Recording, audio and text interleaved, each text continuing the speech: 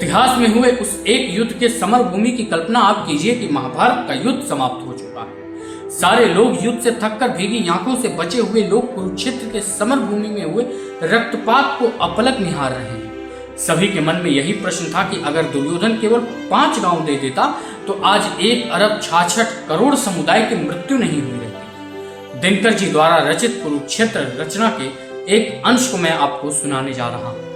मैं आज इस अंश को डिकोड करके आपको सुनाऊंगा। आइए सुनते हैं। यूं ही बहुत पहले कभी कुरुभूमि में नरमेध की लीला हुई जब पुण्य थी।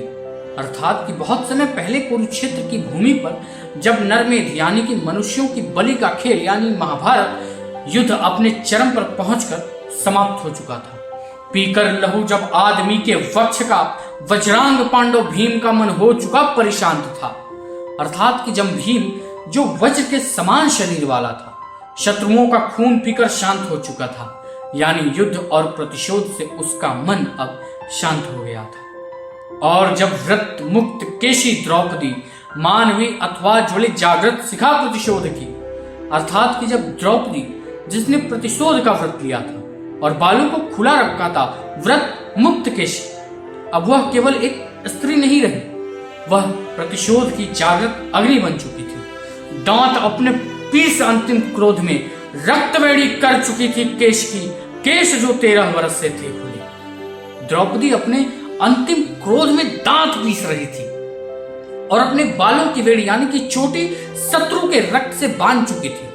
वे बाल जो 13 वर्षों से खुले थे, क्योंकि उसने प्रतिज्ञा ली थी कि बाल तभी बांधेगी जब दुशासन का रक्त उसमें लगाएगी। और जब पविकाय पांडव भीम ने द्रोण सुत के शीश से मणि छीन कर हाथ में रख दी प्रिया के मग्न हो 5 नन्हे बालकों के मूल्य से।